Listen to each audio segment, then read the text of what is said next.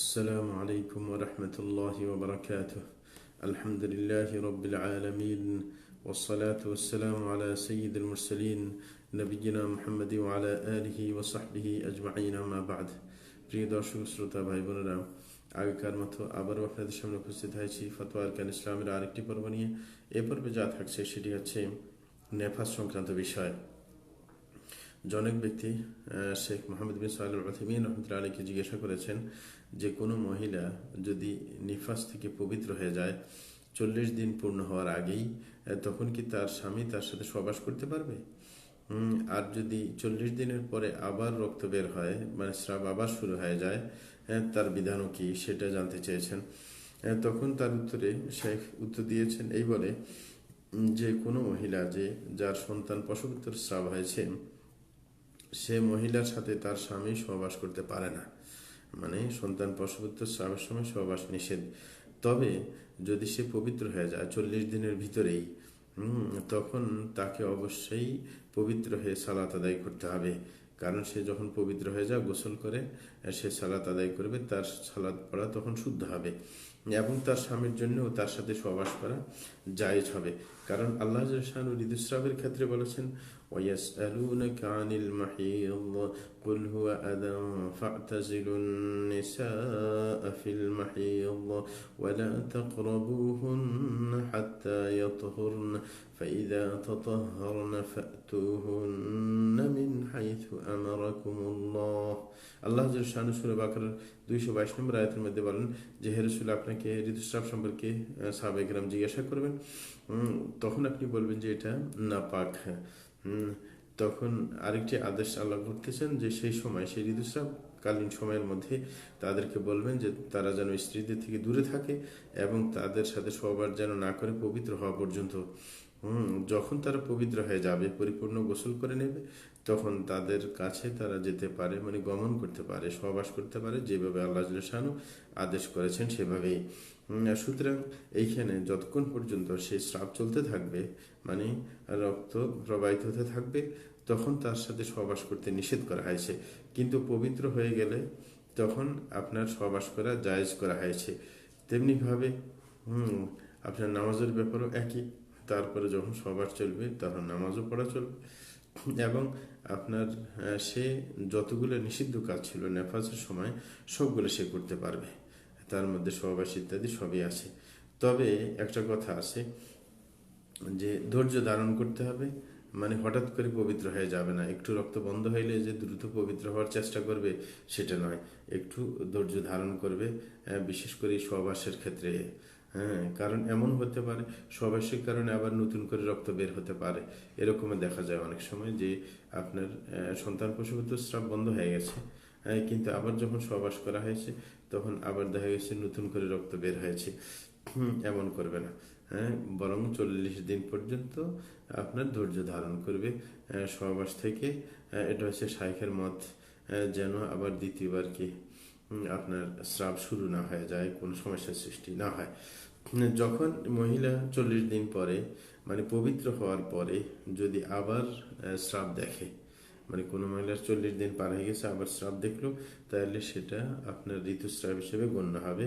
সেটা কখনো সন্তান প্রসবিত স্রাব হবে না, কারণ গ্যাপ চলে গেছে এই জন্য। এবং যে ঋতুস্রাবের যে রক্ত, এটা মহিলাদের কাছে সুপরিচিত। যখন সে আবার স্রাব দেখে তখন সেটাকে ঋতুস্রাব হিসেবে গণ্য করবে।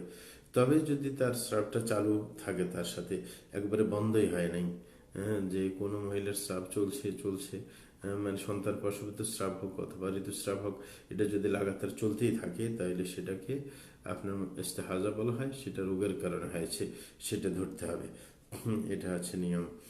তখন সে ওই অবস্থায় তার ঋতুস্রাবের যে স্বাভাবিক একটা সময় আছে, সেই সময় হিসেবে সে কাজগুলো করবে। মানে ওই সময় যখন আসে ঋতুস্রাবের সময়, তখন সেটাকে স্রাব হিসেবে ধরে সালাত আদায় থেকে, সওম থেকে এবং সহবাস থেকে দূরে থাকবে। যখন ওই টাইমটা চলে যায় তখন সে গোসল করে আবার সালাত শুরু করবে, অন্যান্য কাজ শুরু করবে। কারণ সে অসুস্থ হয়ে গেছে, তার ইস্তেহাজা হয়েছে এই কারণে। আরেকটি মাসলা, সেটা হচ্ছে শাইখকে প্রশ্ন করা হয়েছে কোনো মহিলার যদি 3য় মাসে যদি বাচ্চা প্রসব হয়ে যায়, অনেকে মানে সময়ের আগে বাচ্চা প্রসব হয়, তখন কি সে সালাত আদায় করবে নাকি সালাত আদায় করা বন্ধ দিবে? কারণ বাচ্চা যখন প্রসবে স্রাব তো আসবেই। এখন এই স্রাবটি কি নেফাস হিসেবে ধরা হবে, অর্থাৎ সন্তান প্রসবিত স্রাব হিসেবে ধরা হবে, নাকি আপনার এটাকে রোগ হিসেবে ধরা হবে, কোনটা? তখন শাইখ এর উত্তর দিচ্ছেন যে আপনার বিজ্ঞ আলেমদের নিকটে প্রসিদ্ধ কথা যে কোনো মহিলা যদি 3 মাসের মধ্যে সন্তান প্রসব করে তাহলে সে সালাত আদায় করবে না। এটা হচ্ছে নিয়ম। কেন? কারণটা কি? 3 মাসের মধ্যে হওয়ার কারণে, কারণ কোনো মহিলা যদি বাচ্চা আপনার এরকম তার প্রসব হয়ে যায়, তখন 3 মাস হইলে তার মধ্যে মানুষের ছবি আপনার এসে যায়, মানুষের ছবি ধারণ করে। তখন তখন সেই রক্তটা যদি সেই বাচ্চা প্রসবের পর রক্ত আসে, এটাকে নেফাস হিসেবে ধরা হবে। কারণ 80 দিনের মধ্যেই আপনার বাচ্চার মধ্যে কি আপনার এই তার শেকল অর্থাৎ অবয়ব তৈরি হয়। ওলামায়ে কেরাম বলেছেন আপনার বাচ্চার যে আপনার গঠন তৈরি হয় সেটা 81 দিন থেকে শুরু হয়। 81তম দিন থেকে শুরু হয়। আর 3 মাস তো 81 দিনের বেশি। সুতরাং যখন 3 মাসের মধ্যে এটা 3 মাস অতিক্রম হওয়ার পর বাচ্চা প্রসব করেছে, তাহলে আপনার সেটা নিফাস হিসেবে ধরতে হবে। এটা হচ্ছে নিয়ম। কিন্তু যদি এমন হয় যে মানে 3 মাস সে নিশ্চিত বলতে পারছে না যে আসলে কি 3 মাস হয়েছে নাকি আরো কম, যদি এমন হয় মানে 80 দিনের আগে যদি হয়ে যায়, তখন সেটা আপনার সাধারণ রক্ত হিসেবে ধরা হবে, তখন হায়েজ হিসেবে ধরা হবে না। কারণ 80 দিনের পরেই আপনার বাচ্চার কি অবয়ব গঠন হয়, এটা হচ্ছে কথা। তার আগে হইলে 80 দিনের আগে সেটাকে মানে রোগ হিসেবে ধরবে, তখন কিন্তু নামাজ বন্ধ করবে না, নামাজ পড়বে। হচ্ছে কথা। এই গেল একটা মাসালা। আরেকটি মাসালা সেটা হচ্ছে যে কোনো মহিলার যদি রক্ত আপনার স্রাব শুরু হয়ে যায়, তখন মানে টাইম ছাড়াই স্রাব শুরু হয়ে গেছে, এবং খুব মানে বেশি করে স্রাব আসতেছে, বন্ধ হচ্ছে না, তখন তার রোজা নামাজের কি হবে? তখন শাইখের উত্তরে বলছেন যে এরকম মহিলা যার মানে রক্ত লাগাতার বের হচ্ছে, তার বিধান হচ্ছে যে সে আপনার নামাজ রোজা তার যদি আগের অভ্যাসের ভিত্তিতে যদি মানে রক্তটা আসে, সেই সময় সে নামাজ রোজা থেকে বিরত থাকবে। মানে তার একটা তো নির্দিষ্ট টাইম আছে মানে ঋতুস্রাবের, এখন তার সমস্যা দেখা দিয়েছে।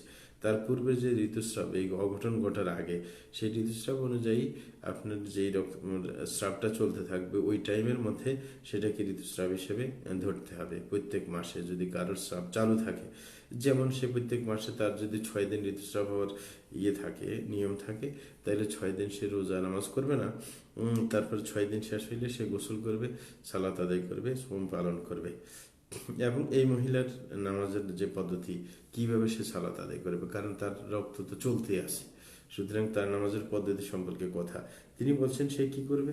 তার মানে লজ্জাস্থানটা ধৌত করবে সুন্দর করে, এবং সেখানে কাপড় দিবে, এবং এই কাপড় দিয়ে তারপরে সে উজু করে নেবে, এবং এটা প্রত্যেক নামাজের সময় এই কাজটা তাকে করতে হবে।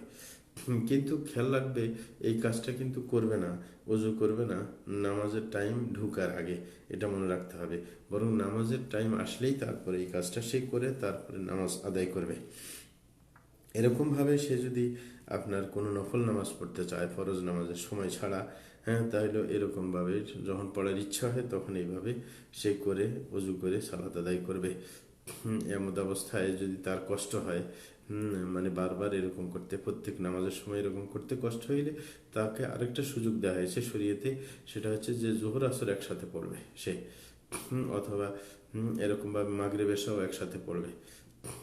মানে আসরের টাইমে পড়তে পারে জোহর আসর, বা জোহরের টাইমে জোহর আসর পড়তে পারে, মানে এই দুইটা নামাজকে একত্রে সে পড়ার চেষ্টা করবে। তাইলে তার একটু ব্যাপারটা সহজ হয়ে গেল। তাইলে তার 3 বার দৈনন্দিন এই কাজটা করতে হলো, মানে সে ধুইবে, তারপরে উজু করবে। তাইলে তার মানে মানে 5 বারের জায়গায় 3 বার হয়ে গেল, তার ব্যাপারটা সহজ হয়ে গেল। তাইলে এই সহজতাও সে গ্রহণ করতে পারে, তার কোনো সমস্যা নেই।